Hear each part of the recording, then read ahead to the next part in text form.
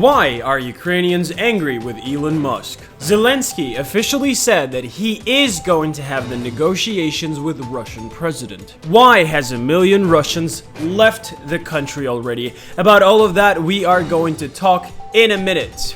Hey, how are you doing? I hope you're doing okay. This is LuckyOne over here.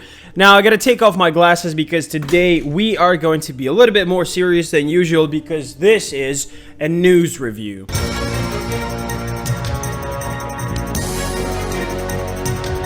The first news that we're going to talk about is the Ukrainian president Volodymyr Zelenskyy finally said that he is going to have negotiations with Russian president.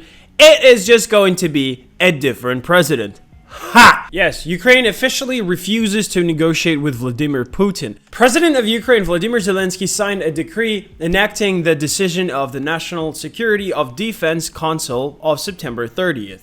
It refers to the impossibility of negotiations with the current Russian president, Vladimir Putin. The decision of the National Security and Defense Council was taken in response to Russia's annexation of the territories of Ukraine. Here's the deal. Since Russia already understood that they're losing, I mean, not Russia, Putin himself particularly. When you understand the loss, you're like, okay, you know what? We are going to sit around the table of negotiations and we are going to talk about what matters to end this bloody war. Now, I'm going to tell you this, a couple of months ago, he wasn't that ready because Volodymyr Zelenskyy, he was telling him like, man, what are you being afraid of? Here's the video. Я не кусаюсь. Я нормальный мужик. Сядь со мной. Поговори. Чего ты боишься? As you can see, Volodymyr Zelenskyy, a very simple person back then. As of right now, the same thing is happening to Putin, and he's like, oh, we won the negotiations, but he doesn't say that we won the negotiations. What he says is baiting for the negotiations by saying Ukrainian part doesn't want to have negotiations. We are asking. We don't want people to die. We don't want this bloody war. They're just bombing Zaporizhia, with the city where I had my childhood right there. Holy moly macaroni. I was born there. Complete bullshit. Everyone understands that. Now, this is how it looks like. Указ президента Украины номер 679. On the decision of the National Security and Defense Council of Ukraine, date stated September 30th, regarding the actions of Ukraine in response to the Russian Federation attempt to annex the territories of our state, with the aim of guaranteeing the security of Euro-Atlantic space, Ukraine resorting is territorial integrity. Next news. Stoltenberg. Украина пока не может вступить в НАТО. This is what happened. Now, with Putin's annexation of Ukrainian territories, there was an official NATO announcement. And also, we saw the news that Ukraine applied the document for being a part of NATO. So the puzzles in my head went absolutely crazy. I'm like, okay, we're joining the NATO. Now, the Donbas area, the war right there, is actually for... Russia is saying the war... This is the war with NATO all the time. Now, this is not true. You're fighting only Ukraine. It's not NATO troops or no NATO troops right there. NATO Secretary General Jens Stoltenberg said that the alliance cannot yet accept Ukraine into its ranks since that requires the decision of all 30 member countries of the alliance. Yeah, so it has to be everyone. Like, if 29 countries are going to say yes and one country is going to say no, why do we need Ukraine in NATO? Then we're not going in. It has to be единогласно. Here's the translation. I think NATO is like, okay, they can handle it themselves. We're just going to give them the arms. We're just going to give them weapons. Which is, thank you very much for doing that. But still, we would like to be the part of NATO, so the word would be finished faster. Thank you. Next news. Forbes. С начала мобилизации из России уехали 600-700 тысяч человек. Now we're translating to English. Forbes magazine. 600 to 700,000 people have left Russia since the start of mobilization. Now let me tell you this. This is what I fucking hate about this country, about Russia.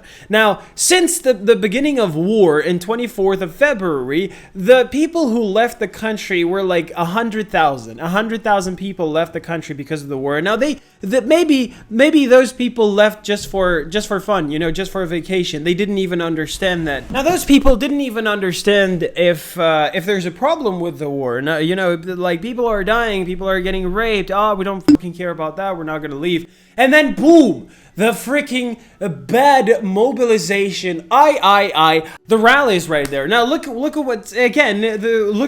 what's happening in Ukraine of 2014. Now these are rallies. People are fighting for it. People say, I want to be a part of the European Union. I don't want that president that I already have. I don't want this, I don't want that, and I'm ready to fight for it. What is that kind of love if you're not ready to fight for it? Since September 21st, the mobilization began. September 21st.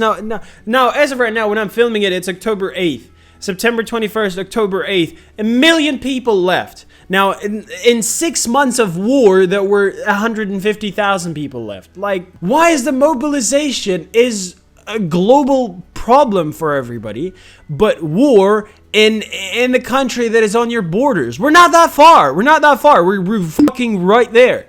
What's the matter with you? From September 21st to October 4th, 200,000 Russians entered Kazakhstan. If you're from Kazakhstan and you're trying, because you're Asian, right? And you want to rent the apartment, now what they're going to tell you is, we are giving the apartments only to people who look Slavic. I have a friend that was in Russia and he's Armenian, and he had the problem renting the apartment just because he has a beard.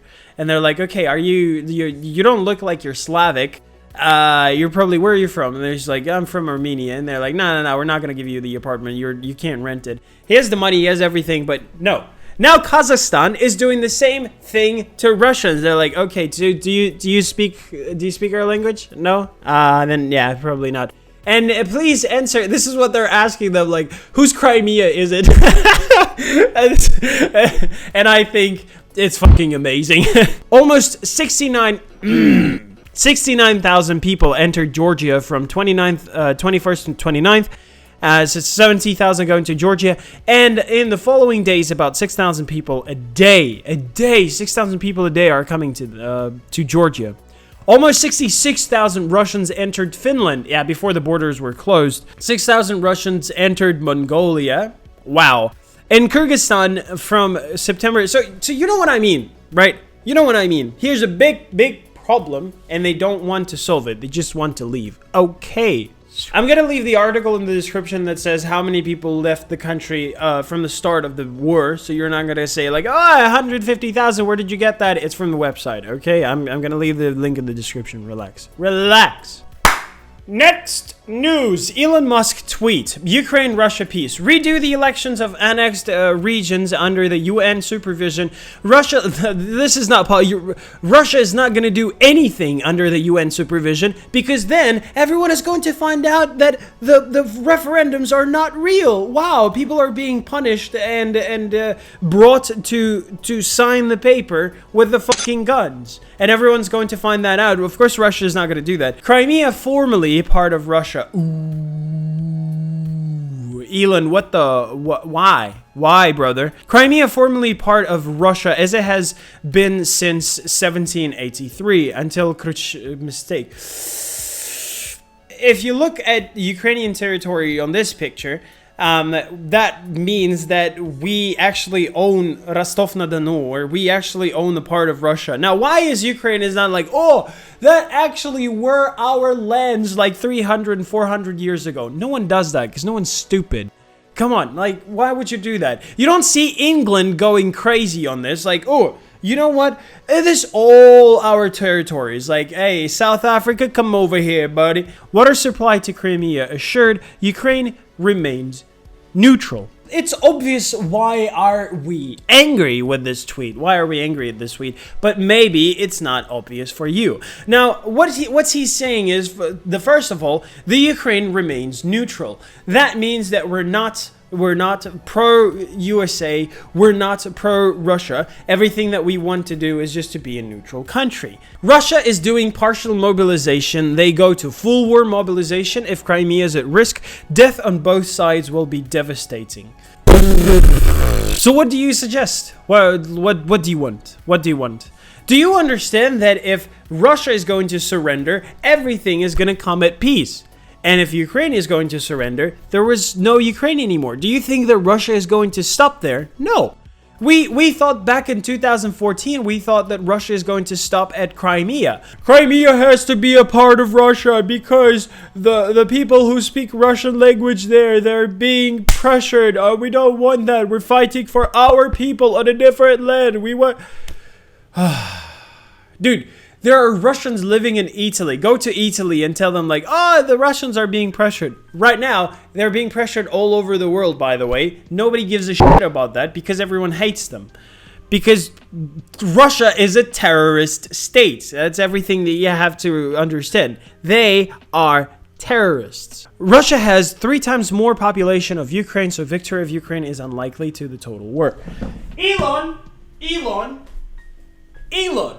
you haven't seen what is happening right there right now? It's not about the population. First of all, it's a topic of a whole different video, and I'm gonna film it just for you, brother. I need only 1 view on that video. I'm just gonna show you what is happening in Russia, just in case you don't know. It's not about the population. It's about the professionalism of the people using the equipment, using the strategy and the weapon. Okay, and we are 100 times better than Russians at this. Let's take a look at this video. Гойда, братья и сестры, гойда! Бойся, старый мир, лишенный истинной красоты, истинной веры, истинной мудрости, управляемой... So first of all, you can see that he's just like fucking Hitler. You don't even have to understand what is he saying. I'm not gonna have any subtitles there. You don't have to listen to this bullshit. But does he remind you of something? Like I just found the video over here.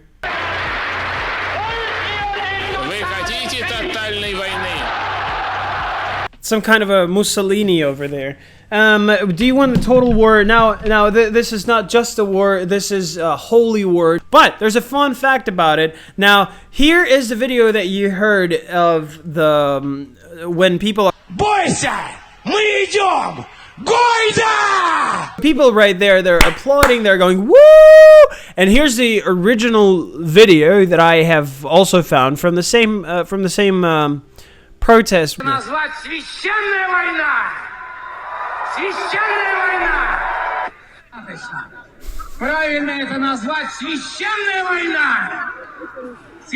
And people are like, woo! Right? People in Russia are like, oh, maybe we shouldn't listen to this bullshit. Maybe we turn on our brain and then, wow, we turn on our brain. It's super fun! Now, everything that by the way, I wanted to tell you something. Exactly. I'm opening a random page. Where is it? Ooh! Look at that! Вся военная пропаганда, все крики, ложь и ненависть зачастую исходят от людей, которые на эту войну не пойдут. Which means all military propaganda, all cries, lies, and hatred always come from people who will not go to this war. Judged by Yosef. Hey, thank you very much for watching. That was the last news of today. Let me know if you like it. Let me know if you don't. And of course, put it down on the comments. Maybe I didn't have enough information for you to believe in everything that I say. Maybe you didn't know something about Russia and the information here is still not enough and you're like, LuckyOne, I need more proof. I will give it to you. The internet is full of it. You just have to know how to search for it. Now, thank you very much for watching, and it has been LuckyOne over here. Bye!